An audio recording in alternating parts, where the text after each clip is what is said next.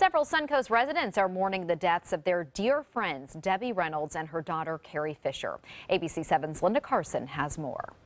Debbie Reynolds and Carrie Fisher both leave behind friends in our large entertainment community here on the Suncoast, and they will long be remembered not just for their immense talent, but also as kind, loving, and strong human beings. The deaths of Debbie Reynolds and Carrie Fisher hit Mary Benzel, the executive director of the Van Wezel, hard. They were not just big stars to her, they were personal friends. Carrie will carry in our hearts as Princess Leia, and Debbie, I'll always think of the great times we had. Mary had often booked Debbie at the Van Wezel and other venues. I was lucky enough to work with Debbie Reynolds a number of times, and she was just a hoot. So much fun and a consummate performer. Mary loved going to dinner with Debbie. She was bubbly. I will tell you this, she took her wig off, kicked her feet up on the table, and ordered the best bottle of champagne in the house. And sometimes Debbie would mention the scandal that rocked the country when Eddie Fisher dumped her for Elizabeth Taylor. One thing Debbie would say, you know, when we were out at dinner, she'd said, I just had the worst taste in men, the worst luck. But through it all, Debbie always showed why she was so perfect for that movie, The Unsinkable Molly Brown. She kept that moniker of unsinkable because she went on.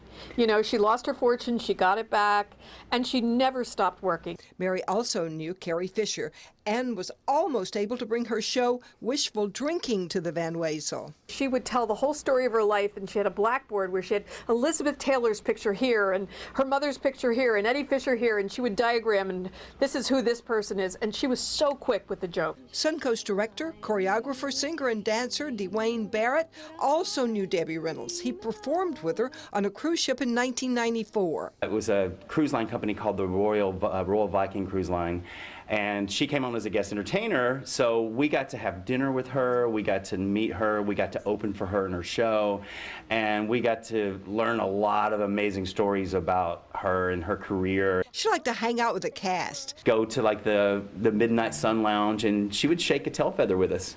And reminisce about filming Singing in the Rain and how she learned Gene Kelly wore a toupee.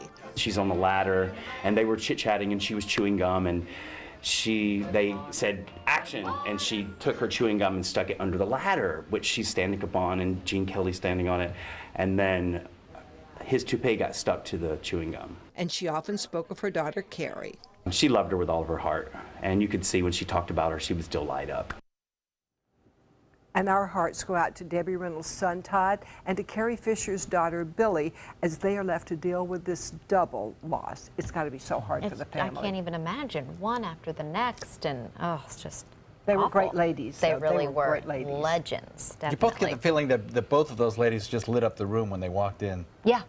I mean, when you see interviews with them, you're captivated. But in they were different. They both had different spirits, but both funny and captivating and interesting and smart. And brilliant, yes. Very smart. Yes. Very smart. And she had an amazing costume collection, I guess, too, that she had to recently sell. So maybe we'll see it again. Maybe we will. Maybe we will. We'll see you tonight at 7.